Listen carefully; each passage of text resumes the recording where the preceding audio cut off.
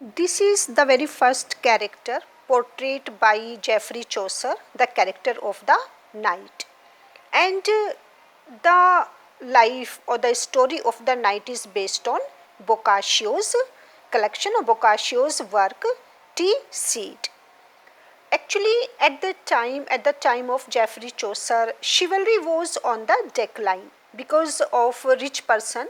Because rich person they could purchase very easily knighthood, and Geoffrey Chaucer has presented very well a real character of this knight, and we can say that it is a very realistic, a very beautiful description of the knight, because that is the very first character. And here we find that Geoffrey Chaucer, he has no doubt, he has a portrait gallery of different kinds of people, and we find all the information about all the characters, their name, their nature, their vocation, their age, their status, their manner, their dress, everything, each and everything is found at the time of going through the description of his character. For example, the very first character, the knight, and how he mentions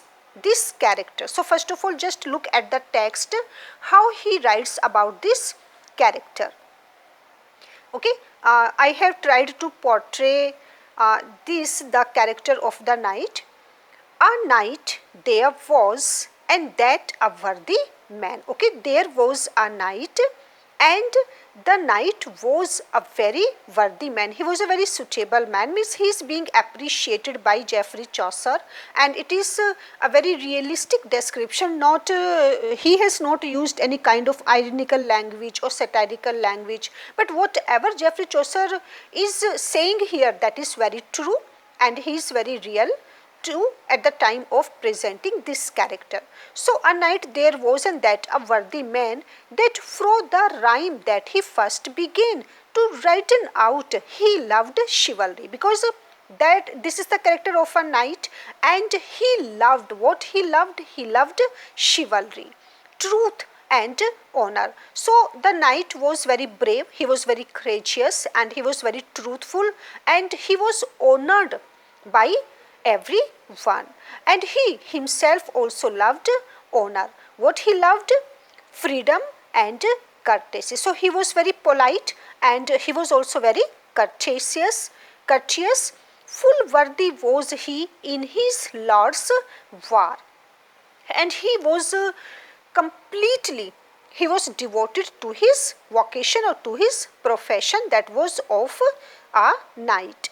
And thereto had he ridden no man far, as well in Christendom as in the Athens, and there was no person, there was no man far and wide like the knight, neither in Christianity nor in Muslims, and ever honored for his worthiness. He was so worthy, he was so courteous, he was so brave, that he was given honor by all for his behavior, for his politeness, or for his boldness, for his truthfulness. So in brief, we find here the portrait of the knight. The knight is introduced in the examination. You can write just like this, making or using few headings. The knight is introduced first of all, probably because he was the first in the medieval social ranks. Okay, knight comes very first in the medieval social rank, means the social rank of the knight, it always falls at the top. He is an ethical character. Knight is an ethical character, as I have told you that it was a very important character at that time, and knights were honored by all. And knight represents the virtues of chivalry and valor. Okay, the knight, they used to be very confident, very brave, very courageous, and they used to make a fight in the battlefield very bravely. And here in the description of Geoffrey Chaucer, we find that this knight is, in spite of being very bold, very courageous, very faithful, he doesn't have any kind of ego. He is not arrogant, but he is very polite. So all these are the characteristics of knight presented by Geoffrey Chaucer.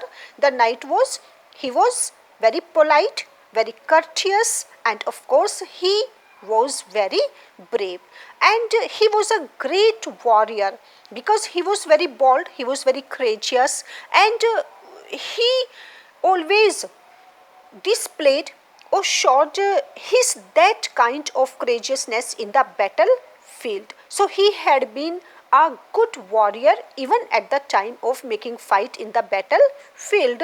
So all these are the main points of the knight: politeness, graciousness, courteousness, bravery, and another good quality of the knight that he had been a very great warrior who had participated in many military campaigns. So he was also very experienced because he had participated in many military campaigns also. So we cannot say that he was immature, he was not experienced, but he had a lot of experience of military campaign also, and he had travelled far and wide.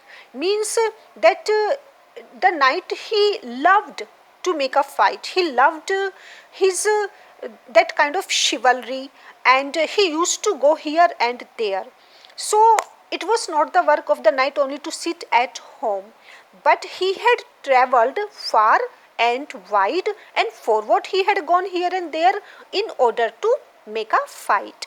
So he was so bold that he never hesitated to go anywhere. So many times he had sat at the head of the table as the most distinguished person among those of various nations. So he was so honored, he was such a respectable man that whenever or wherever he went, he was given full respect, he was given full honor, and he sat at the head of the table. That was the biggest thing at that time. And as the most distinguished person, okay, who was the knight? The knight was most distinguished person among those of various nations. So wherever he went, he was behaved like a very unique, very talented, very distinguished man because of his bravery, because of his chivalry, because he was respected, he was given honor by each and everyone. Wherever he went, he was respected. And the knight, he had also participated in a number of battles, crusades in defense of the Christian faith. He himself was a Christian and he fought for the Christianity. He had faith in Christianity, and for that he never hesitated to defend it. So in defense of the Christian faith, and he had won laurels. Several times he had fought in single combat also, and he had killed his adversary every time. So this is the character of the knight, and very well portrayed by Geoffrey Chaucer. Besides chivalry, the knight also loved generosity, modesty, and he had never uttered even a single word throughout his life that was wrong. Means the knight had never uttered any foul word in all his life. Main or another quality of the knight. So he was so courteous, he was so polite, he was so soft spoken, or we can say that he was so soft hearted that he never preferred to use any foul word, and nobody ever heard even a single wrong word from his mouth throughout the life. So he was truly a perfect knight. So just look here that Geoffrey Chaucer has presented the very well the first character of the knight, and he regards that he was a perfect knight as far as his equipment is concerned. Okay, equipment is concerned, because he was the knight, he had to taken the equipments with him. He had fine horses. Okay, what all he has, he had fine horses, and he wore. So here we find that even the costume, even the equipments, the vocation, the manner of dress, everything is presented by Geoffrey Chaucer. He wore a doublet of coarse cloth which at that time was all soiled. So Chaucer presents the knight, this character, as a real representative. We can say that the knight is a real representation of knighthood by Geoffrey Chaucer, and were required to be wise, provident, just and pure. A knight at that time was supposed to be have all these kinds of characteristics. Means a knight was supposed to be wise, to be very provident, to be just and to be pure. So this was the perfect character of the knight, and they were expected to serve Christianity also. Means the knight, he was expected to defend the Christianity, to defend the Christian faith, and they were expected to serve even Christianity against the infidels and the barbarians. So this is why the Chaucer has told us that the knight, he also defended even the Christianity, and he had a full faith in this religion, and for that he also preferred to make a fight. They were not only to be champions of the church but also protectors. Okay, the knight at that time, all these are the characteristics of the knight, and they were not only to be champions of the church, because they had faith in Christianity and they preferred to defend it, they fought for it, but they were also protector, because they defended it, they protected it, and they were also supposed to be the protector or savior. Savior of whom? Savior of the weak and examples of moral virtue. So they were supposed to defend, they were supposed to save the weak person, and they were supposed to give the best example of moral virtues. So they were virtues, and their life were full of morality. So there is no doubt that Chaucer's knight fulfills all these conditions. Whatever were supposed about the knight at that time, Chaucer has given the complete or the perfect character through the knight. He has told all the main characteristics of the knight. So this is why that we can say that the knight is the perfect character given by Geoffrey Chaucer in the prologue to the Canterbury Tales. And we may also say that Chaucer gives us an idealized portrait. Okay, so can we say that the knight is an ideal portrait of Geoffrey Chaucer? Yes, it is very true. The knight is perfect, the knight is pure, the knight is a real representative. Okay, and he is also an idealized portrait in the case of the knight, and he presents the character without humor. Geoffrey Chaucer doesn't use any kind of satire, irony or humor at the time of giving the description of the knight, and this is why that the knight is a very perfect character here. Geoffrey Chaucer presents this character of the knight without any kind of humor, irony or satire. So according to Manley, of all the studies tending to show that in painting the portrait of the Canterbury pilgrims, Chaucer worked from living models. The earliest was perhaps the study of knight, and according to Baldwin, the knight is all virtue and honor, travel and experience, and we see only his horse and doublet. So if you like, you can give all these kinds of quotation or references in your answer. Also you can add according to Manley and according to Baldwin the character or the qualities of this character knight. Knight is a man in the Middle Ages, usually of noble birth, who was raised to an honourable military rank after serving as a page and esquire. And Chaucer's knight is a renowned warrior who took part in many a crusade, winning fame in each and every battle. So this was the description of the knight, and you can take the help of other notes also, but in short I am today going to tell you this beautiful portrait, this beautiful character or representation of the knight by Geoffrey Chaucer.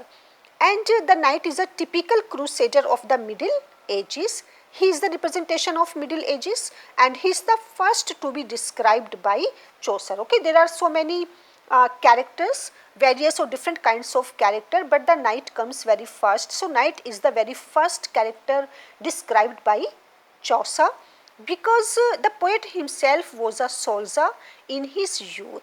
Maybe the reason that why Chaucer preferred knight the very first character in this prologue, because he himself had been a soldier when he was youth, and he loved chivalry. Chaucer himself loved chivalry, and while describing the knight, Chaucer might be having in his mind the Duke of Hereford, afterwards King Henry IV, who took active and distinguished part in the Crusades. So, it depends on you whether you can you take this portion or not for your exam, but that will be sufficient writing the qualities or the characteristics of the knight.